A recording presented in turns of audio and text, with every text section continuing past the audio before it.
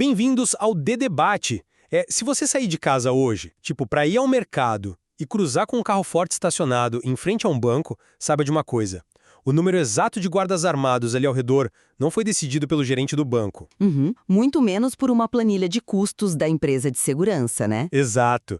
Esse número foi ditado por uma fórmula matemática rigorosa desenhada pelo Estado. Mas, olha, isso nos leva a uma questão muito mais profunda sobre quem realmente detém o poder nas nossas ruas.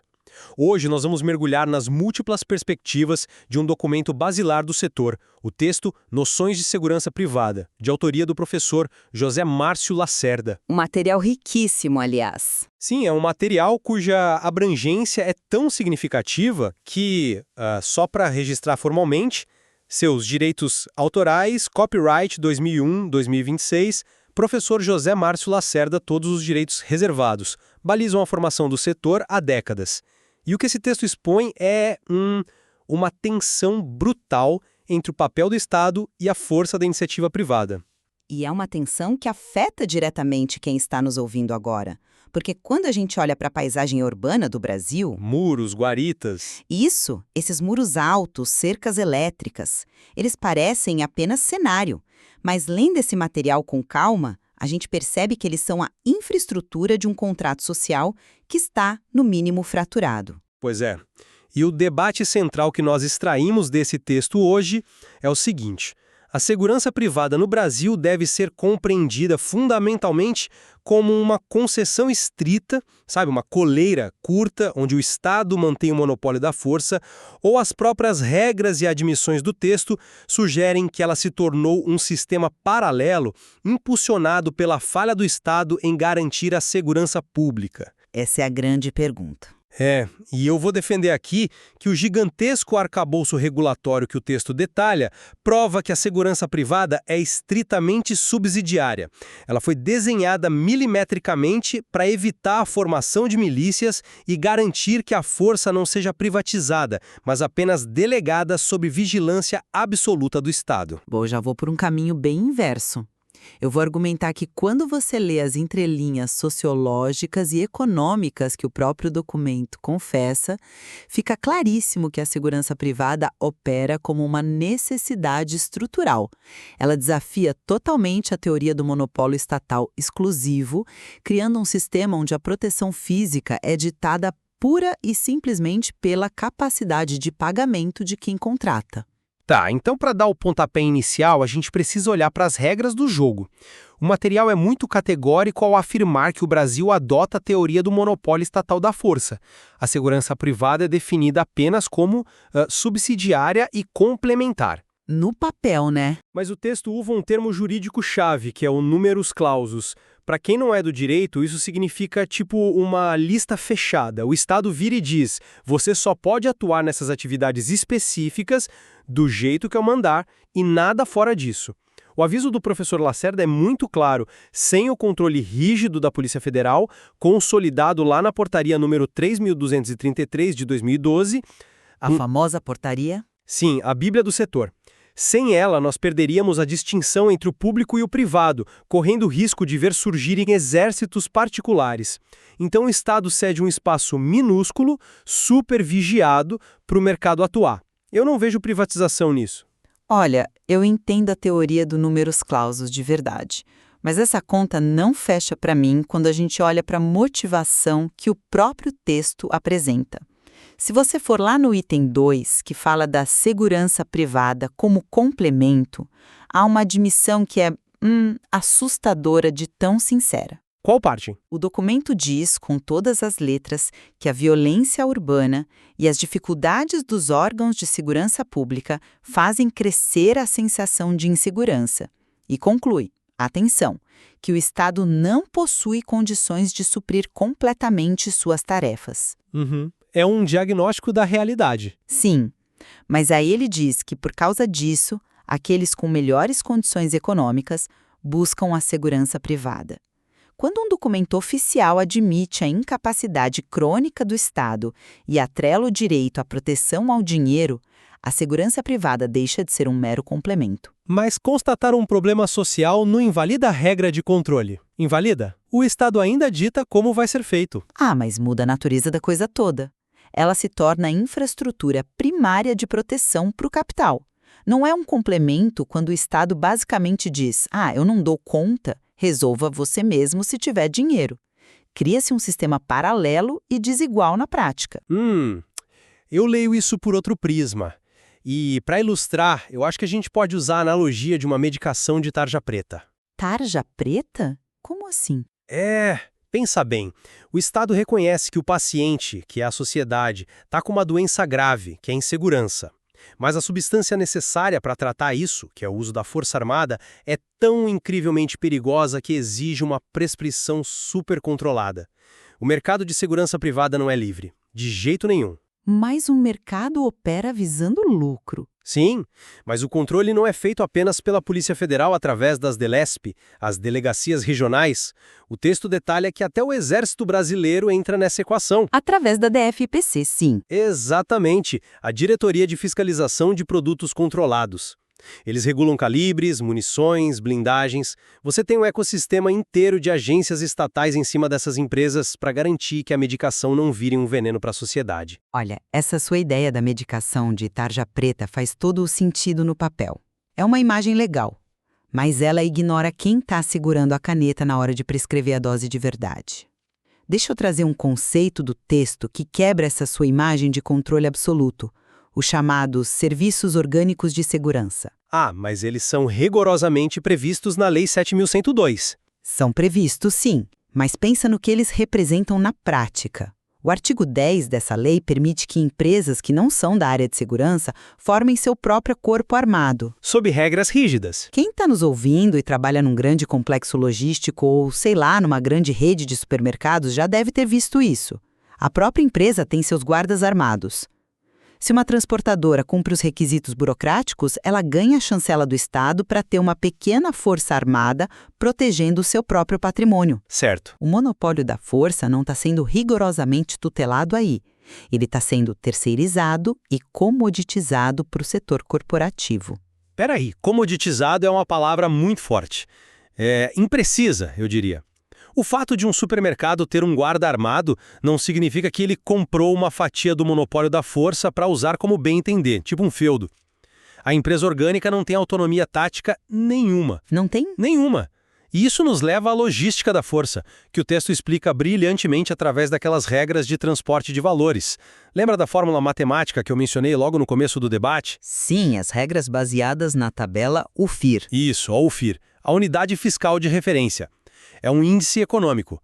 O texto especifica que, se uma empresa for transportar um valor igual ou superior a 20.000 UFIR, a lei exige obrigatoriamente veículos especiais blindados e um mínimo de 4 vigilantes. 4 vigilantes fortemente armados. Exato.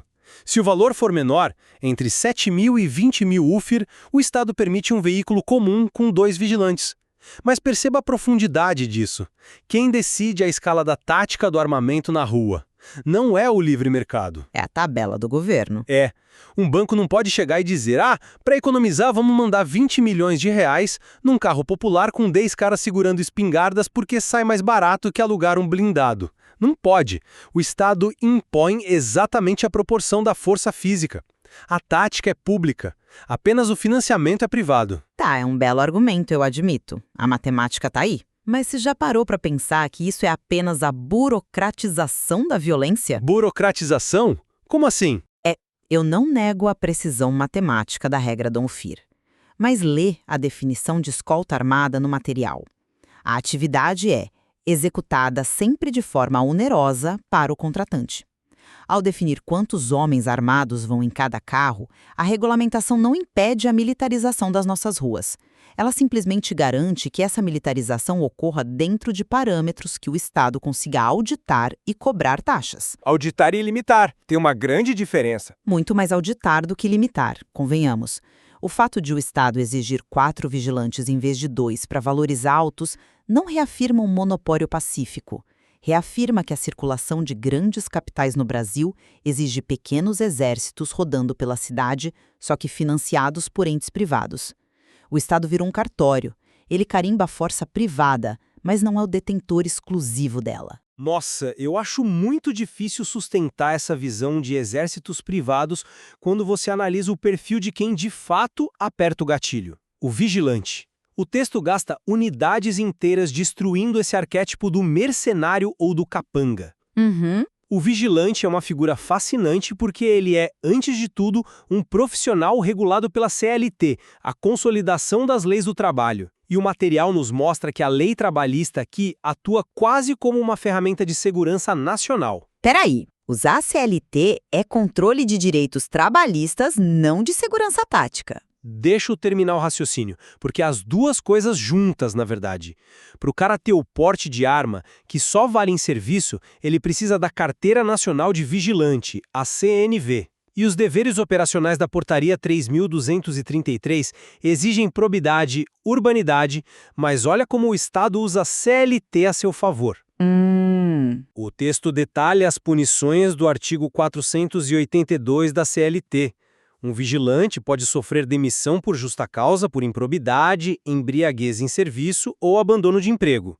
Se o sujeito bebe com a arma no coldre, a justa causa não é só para proteger o caixa da empresa contra processos trabalhistas. É o mecanismo mais rápido que o Estado encontrou para extirpar um indivíduo de risco do sistema armado. O Estado amarrou o comportamento desse trabalhador a uma malha de controle disciplinar implacável. Sabe que é aí que tá o X da questão para mim, né? Eu simplesmente não concordo que o Estado tenha esse controle direto todo que você descreve. Vamos mergulhar nessa sutileza administrativa que o texto traz, porque o ponto cego aqui é gigante? Ponto cego. É verdade. O trabalhador é seletista. Ele ganha hora extra, adicional noturno, férias. Lindo! Mas quem pune a quebra de regra tática? O material ressalta que a Portaria 3233 atribui penalidades pelas infrações cometidas, sabe por quem? Pelas empresas especializadas. Sim, a empresa é autuada, é o CNPJ. Mas percebe a gravidade dessa terceirização? Não há imputação de responsabilidade administrativa direta pela Polícia Federal na pessoa física do vigilante. Se o vigilante utilizar o uniforme fora do horário de serviço ou negligenciar o armamento, quem toma a multa é a empresa, por omissão na fiscalização. A empresa de segurança atua como um para-raio jurídico. Ela absorve o impacto da Polícia Federal, enquanto o vigilante fica blindado da punição estatal direta no âmbito administrativo. Ah, mas responsabilizar a empresa fortalece a cadeia de comando. Você obriga o CNPJ a fiscalizar o CPF, o que é muito mais eficiente. Sim, mas cria um efeito colateral imenso. Veja o artigo 165 citado no material. Ele obriga a empresa a apurar o fato em procedimento interno, quando há ilícitos, para só depois encaminhar a DELESP. Ao fazer isso, o Estado simplesmente delega a disciplina.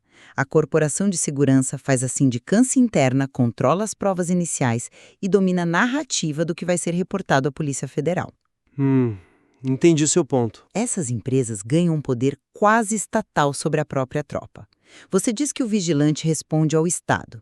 Eu digo que o texto prova que ele responde primariamente à corporação. A corporação funciona como um escudo e um filtro. Olha, chamar a empresa de entidade quase estatal só porque ela precisa fazer um relatório preliminar é um salto interpretativo bem grande. A palavra-chave do artigo 165 é que ela deve comunicar imediatamente à Polícia Federal. A empresa não retém a jurisdição do ilícito, ela não julga crimes. Mas ela filtra a informação inicial. Ela atua como a primeira linha de reporte porque é uma exigência de compliance regulatório. O Estado não tem braço para estar em todos os postos de gasolina e agências bancárias do Brasil fiscalizando cada uniforme todo dia. Exatamente. O Estado não tem braço. Logo, ele delega o monopólio. Não, ele delega a fiscalização primária, não o monopólio da força. E as barreiras de entrada desmentem essa ideia de autonomia corporativa. O vigilante precisa de atestados de antecedentes criminais limpos, aprovação psicológica constante, reciclagem de tiro a cada 2 anos. Tudo isso é homologado pelo Estado. Se o psicólogo credenciado disser inapto, a empresa não pode colocar uma arma na mão daquele homem, não importa o quanto ela queira. É verdade, o Estado chancela a entrada. Isso eu não nego. Ele fiscaliza o estande de tiro, exige colete balístico dentro da validade, a Polícia Federal e o Ministério da Justiça ditam as diretrizes. Mas eu retorno à gênese econômica da coisa, que o professor Lacerda não esconde de jeito nenhum. Lembra do adicional de periculosidade? Ah, os 30% previstos na Lei 12.740. Isso. Pensa no impacto filosófico disso. O texto detalha exaustivamente que esse profissional tem direito a 30% a mais no salário pelo risco de vida por roubos ou violências físicas. Quando o Estado regulamenta que uma classe inteira de centenas de milhares de brasileiros tem um preço padronizado para o risco de tomar um tiro protegendo o patrimônio alheio, nós estamos institucionalizando a falência da segurança pública. É uma forma de proteger o trabalhador. Mas o Estado está regulamentando um mercado de risco de vida que ele mesmo criou por omissão. A burocracia estatal, nesse caso, não limita a força. Ela organiza a fila de quem pode pagar por proteção e precifica a vida de quem a fornece. É muito cruel. Olha, eu entendo o peso desse argumento. É duro aceitar que o risco de vida é tabelado em 30%. Mas a alternativa a essa organização legal, que é o que o texto combate desde a primeira página, seria o caos absoluto. A alternativa à portaria 3.233 não é uma Suíça pacífica onde a polícia militar resolve todos os furtos. A alternativa, nas palavras do próprio material, seria o surgimento de milícias populares e a justiça com as próprias mãos. A barbárie. Sim, diante da imensa complexidade da violência urbana do Brasil, o Estado fez uma escolha de arquitetura legal muito inteligente. Ele puxou essa demanda colossal por segurança privada para debaixo da luz. Ele a enquadrou no direito administrativo, nas regras inflexíveis do direito do trabalho e no controle balístico do Exército. Quando uma comissão de vistoria da Polícia Federal entra numa base e encontra a sala de armas com o certificado de segurança vencido e simplesmente lacra a empresa, o Estado está exercendo a face mais pura da sua soberania, a capacidade de desligar a força privada com uma simples canetada. O mercado só existe porque o Estado assina o alvará. E esse é o ponto exato onde as nossas visões colidem de frente, né? Você olha para a canetada da Polícia Federal que fecha uma empresa e vê a prova do monopólio estatal. É a soberania. Eu olho para a rua, leio os dados estruturais desse texto e vejo milhares de carros blindados e dezenas de milhares de homens patrulhando propriedades privadas. Para mim, isso é a prova empírica de que o Estado fracionou seu monopólio, sim. Toda essa legislação trabalhista intrincada... As horas extras, abonos... Isso, o salário família, os 20% de adicional noturno... Tudo isso mostra que a segurança se tornou um produto, uma indústria colossal que segue a lógica do lucro. E se a segurança do capital depende de uma transação comercial, a promessa da nossa Constituição de que a segurança pública é dever do Estado e direito de todos sofre uma fratura exposta. Uma fratura que a segurança privada apenas tenta remendar para quem pode pagar. Acho que chegamos ao núcleo do nosso debate. E é o momento ideal para a gente sintetizar onde aterrissamos hoje. Do meu ponto de vista, o material do professor Lacerda nos oferece evidências inegáveis de que o Brasil não abriu mão do monopólio da força. Desde a fundacional Lei 702 de 83 até as engrenagens finas da Portaria 3.233, o que nós vemos é uma teia regulatória desenhada para manter a iniciativa privada sob rédea curtíssima. O fato de cada bala ser rastreada, de cada vigilante precisar de aprovação federal e da estrutura trabalhista punir severamente desvios de conduta, prova que a segurança privada opera sob tutela estrita. O Estado delega a função secundária, mas jamais entrega a soberania. É um sistema criado justamente para que a autodefesa não degenere em milícia. E, bom, da minha perspectiva, o próprio texto desconstrói essa imagem de controle absoluto ao confessar os motivos reais do setor. Quando o material admite que a segurança privada se expande na exata proporção da incapacidade do Estado de conter a violência urbana, a ideia de complementaridade vira apenas um eufemismo jurídico. O que nós temos, escancarado nas regras de serviço orgânico e na precificação do risco através de adicionais de periculosidade, é uma infraestrutura paralela de força armada. Entendo. O Estado audita as armas e cobra os impostos, sim, mas na prática ele terceirizou o direito básico à segurança para a capacidade econômica das corporações. Ainda assim, mesmo a gente discordando na essência do controle, acho que nós dois concordamos que o material de origem retrata um ecossistema muito complexo e vital.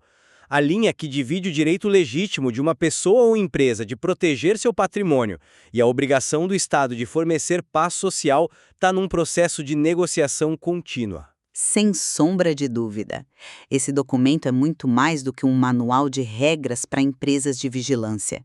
Ele é um espelho onde a gente enxerga as dinâmicas sociais, a burocracia estatal e, infelizmente, as desigualdades mais profundas do nosso país.